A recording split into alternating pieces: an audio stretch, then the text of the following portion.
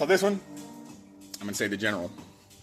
You know, I had to do a couple short stints in jail for stupid stuff. You know, but one of them was a 200-mile-per-hour motorcycle incident, and I ran out of gas. But I should have just pulled over. You know, but anyway, I was having fun. You know, in that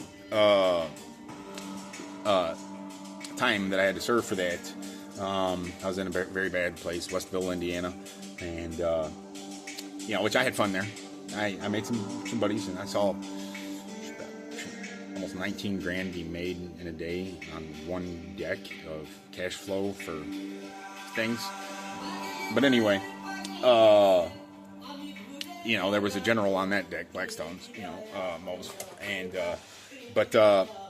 and he had heard me say, you know, when I was renting his cell phone, that you know, I have friends that were generals, and I served weed to generals and princes, which, you know, I guess he let that dwell and brew for a couple days, which he didn't know what to say to that. But then I got in a fight and messed up, you know, about 6 people trying to come in my room and take things that were mine, or me. And I may have poked a few.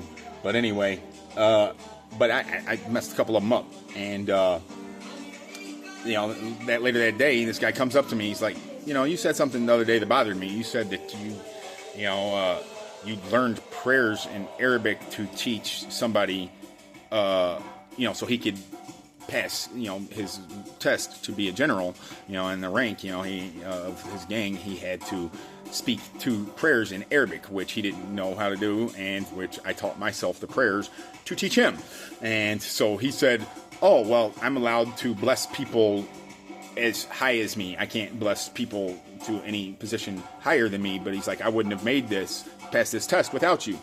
So he's like, so you know, you're a general now. You know, you did this. You know, if you want to come work the block, you know, work with us, you know, or you want to bring us those pounds of grain that you're talking about, you know, it was cool. But anyway, and I, you know, had kind of mentioned something about that later, which this guy was putting me in check for, and he was going to violate me, or they were going to mess me up good if I was lying. And which he made a couple phone calls, because, you know, he asked me some names of, you know, which at that point, you know, you don't lie, you know, and I don't lie to people anyway. I keep it real. So he went and got on his cell phone and made some calls to the city, and he came back with a big bag, you know, which I already, you know, I was the one that was making the shanks, so they don't, you know, because I can see and make them out of anything. So they didn't even give me one of those in the care package, but he brought me a whole bunch of food, cosmetics, and stationery, and, you know, which would have been a care package, and he told me that I got, you know, so much free usage on his phone at that time, you know, just because, you know, there's not too many people that know what a prince is, or that how many that there were in Chicago at the time and what their status was. But I happened to know that at the time, and you know, was able to verify some generals.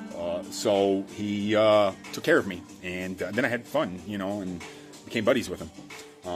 I hope he's okay, and I hope he's stayed out of trouble and straightened up his life, and there for his kids, you know, and bless him. But you know, so that's the general. And then I got another one that would be about an elite 3-star, which is Travelers. That'll be a whole separate one. But prayers and blessings to all that feel me. Shane Michael, Rogue One.